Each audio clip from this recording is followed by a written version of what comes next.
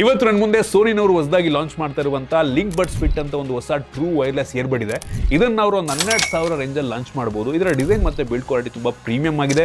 Light weight, ಕಿವಿಗೆ ತುಂಬ comfortable ಕೂತ್ಕೊಳ್ಳುತ್ತೆ. IP-X4 sweat ಮತ್ತು ಸ್ಪ್ಲಾಶ್ ಪ್ರೂಫ್ ರೇಟಿಂಗನ್ನು ಕೂಡ ಕೊಟ್ಟಿದ್ದಾರೆ.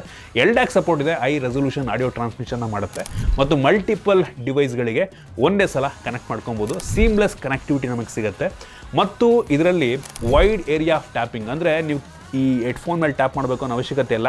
ಪಕ್ಕದಲ್ಲಾದರೂ 2 ಸಲ ಟ್ಯಾಪ್ ಮಾಡಿದ್ರು ಸಾಕು, ಅದು ಪ್ಲೇ ಪಾಸ್ ಆಗಿಬಿಡುತ್ತೆ. ಮತ್ತು ಆ್ಯಕ್ಟಿವ್ ನಾಯ್ಸ್ ಕ್ಯಾನ್ಸಲೇಷನ್ ಸಖತ್ತಾಗಿದೆ ಮತ್ತು ಆ್ಯಂಬಿಯೆಂಟ್ ಸೌಂಡ್ ಕೂಡ ಅಷ್ಟೇ. ನೀವು ಕಿವಿಗೆ ಏನು ಹಾಕ್ಕೊಂಡೇ ಇಲ್ಲ ಅನ್ನೋ ರೀತಿ ಫೀಲ್ ಆಗುತ್ತೆ.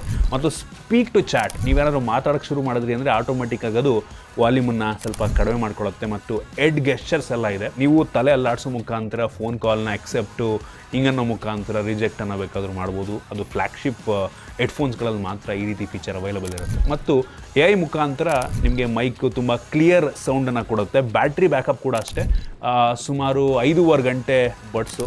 ಓವರಾಲ್ ನಂಗನಿಸ್ದಂಗೆ ಒಂದು 15-16 ಗಂಟೆ ನಿಮಗೆ ಕೇಸನ್ನು ಇನ್ಕ್ಲೂಡ್ ಮಾಡಿಕೊಂಡು ಬ್ಯಾಟ್ರಿ ಬ್ಯಾಕಪ್ ಕೊಡ್ಬೋದು. ನೋಡಿ, ಇಷ್ಟು ಬಡ್ಜೆಟ್ ಇದೆ ಅಂತ ಅಂದರೆ ಸೋನಿನಲ್ಲಿ ಒಂದು ಒಳ್ಳೆ ಆಪ್ಷನ್ ಆಗ್ಬೋದು.